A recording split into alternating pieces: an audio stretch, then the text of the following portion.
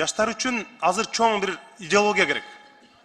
Союзбек мырза, бүт ушул мамлекеттик телеканалдар массалык маалымат каражаттары аркылуу жаштардын идеал туткан, жаштарга өрнөк боло турган, үлгү боло турган адамдарды биз абдан чоң пропаганда кылыш керек. Азыр жаштардын көпчүлүгү жанагы эрежесиз мушташкан, жана кызыл, жанагы канжалаган бир эрежесиз мушташ деп ошолордун баарын идеал тутуп алды. Бүт кан, агрессия, ошонун эмнеси үлгү? Жаштарда эртең ким болосуң десең, Хабиб болом дейт мисалы көпчүлүгү. Мына ошогондорду биз жанагы туура эми Кыргызстандын желегин көтөрүп аткан спорттун жанагы бардык тармагын колдошубуз керек. Бирок жанагы олимпийский вид спорта ошондон жеңген. Экинчиден, Союзбек мырза, олимпиададан дүйнөнүн ар кайсы шаарларынан биздин интеллектуал жаштарыбыз олимпиададан ар кандай алтын медалдарды, күмүш медалдарды, коло медалдарды алып келип атат.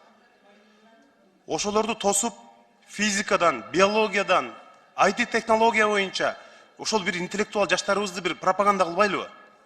Жана мушташкандарды эмес. Илимге, билимге сугарылган ошол жаштарды бир алып чыксаңар. Ошол жаштарга бекер телеканалдардан жанагындай роликтерди кылып, Кыргызстандын бүт аймактарга алып барып, мына ушул олимпиададан алтын медаль утуп келди деп. Мына жеке менчик мектептер, мамлекеттик мектептер, ошолор чын эле бир олимпиададан илим менен билимди туу туткан жаштарды өрнөк кылышыбыз керек. Андай жаштар бизде бар.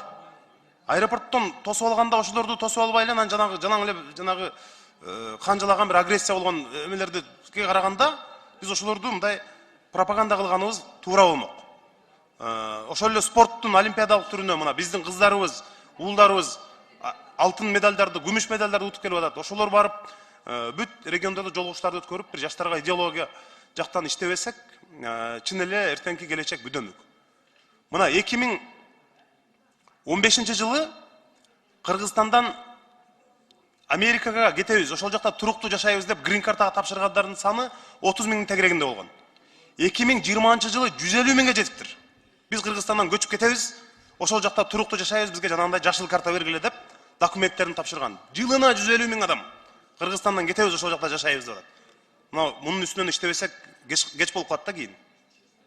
Рахмат. Рахмат, Жанар Кубанович. Эске алабыз. Бул долбоорлорду иштеп чыгабыз буюрса. Рахмат.